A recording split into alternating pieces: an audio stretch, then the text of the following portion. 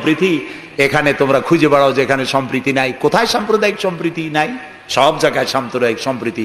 সব থেকে পৃথিবীর মধ্যে বাংলাদেশে সাম্প্রদায়িক সম্প্রীতি সব থেকে বেশি।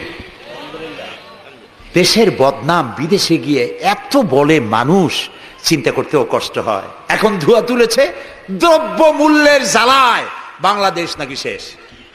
আচ্ছা ভাইরা, দ্রব্য মূল্য পৃথিবীতে কোথায় না বেড়েছে? তবে আমাকে বলতে হবে, দ্রব্য মূল্যের কারণে বরিশালে না খাইয়া মরছে কয়জন? আমি আপনার কাছে হিসাব চাই, বলেন। মরেছে একজনও? বাংলাদেশে মরছে একজনও? দ্রব্য মূল্য বাড়তে পারে, কিন্তু ক্রয় ক্ষমতাও তো বেড়েছে মানুষের, আলহামদুলিল্লাহ বলেন।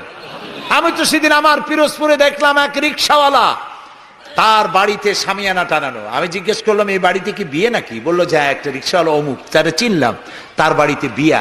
সে বিবাহের জন্য পাড়েরহাট বাজার থেকে, ডেকোরেটর থেকে চেয়ার ভাড়া করে এনেছে, শামিয়ানা এনেছে, সেজন্য ধার কর্য করতে হয়নি, সে পয়সা পেয়েছে, তার কাছে পয়সা আছে।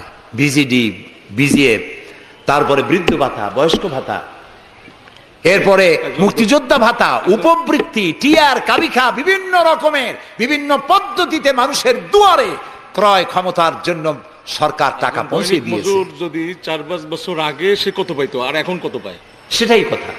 1 টাকা যখন চাউলের সেট ছিল তখন মানুষ না খেয়ে মরতো, এখন 20-22 টাকা, তা তো না খেয়ে মরছে না। আলহামদুলিল্লাহ বলে, আলহামদুলিল্লাহ বলে। সুতরাং এই সব বাজে কথা বলে মানুষকে বিভ্রান্ত করার কোনো সুযোগ নাই। যাক, এটা আমার পয়েন্ট না।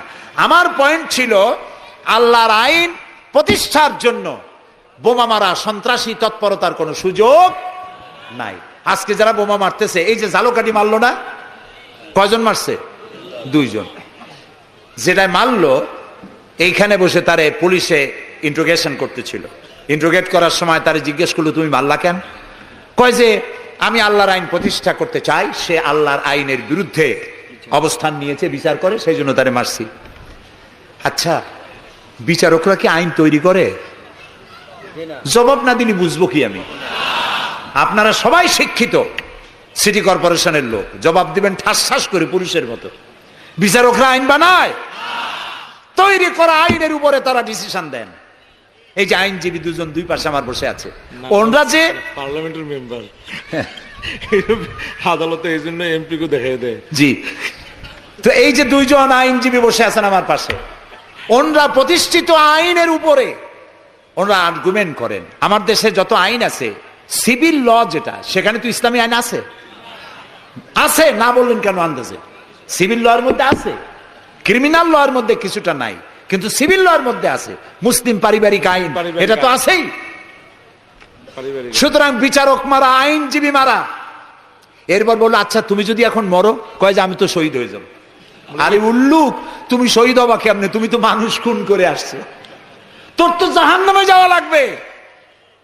চট্টগ্রামে যে মারলো, বোমা মারতে গিয়ে 2টা হাত গেছে, 2টা পা চলে গেছে। তারপরে তাকে হসপিটালে নেওয়া হয়েছে, পানি চাইছে, এক নার্স পানি দিয়েছে বাম হাত দিয়ে। সে কয় যে বাম হাতে পানি খাবো না। তুই মুসলমান? কয় যে নার্স বলছে আমি মুসলমান। বাম হাত দিয়ে পানি দিলা কেন? আমি তো মুসলমান, ডান হাত দিয়ে পানি দাও। আমি শুনিয়া পরে এক বক্তৃতা বললাম, আসছে মানুষ খুন করিয়া, ও এখন বাম হাত আর ডাইন হাত তালাশ করে। একজনের নাকি মোষ ছিল খুব বড়, আছে না এরকম কিছু মোষওয়ালা, বড় মোষ, ঠোঁট ঠোঁট ঢাকা। কিছু কবি, বুদ্ধিজীবী, এরা কোন রকম বুদ্ধিজীবী হইতে চাইলে এরকম একটু মোষ টোষ বড় থাকা লাগে, চুল টুল 5-6 মাস কামায় না, এরকম একটা অবস্থা। আর মাথাটা ইন্টারন্যাশনাল এয়ারপোর্ট, চুল টুল নাই, স্টেডিয়ামের মতো, চতুর্দিকে কিছু দর্শক আছে, মাঝখানে খালি।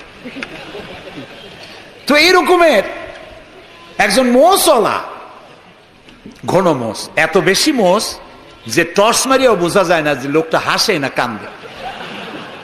ওই রকম এক মোষওয়ালা লোকের মদ খাওয়ার অভ্যাস ছিল। মদের গ্লাস বাম হাতে, আর ডান হাত দিয়ে মোষগুলো উঁচু করিয়া বাম হাত দিয়ে মদ খাইতেছে বহুত কষ্ট করে। একজন জিজ্ঞেস করলো, ভাই তুমি মদ খাওয়াতে এত কষ্ট করতেছো কেন? ঢকঢক করে গিললেই তো হয়, মোষগুলো উঁচু করে নেছো। কয় যে ভাই, হযরত ওলামায়ে কেরামের মুখে শুনছি, পানি টানি কিছু খাইতে গেলে মোষ লাগলেন মাকরুহ হয়। ও খাইতেছে মদ,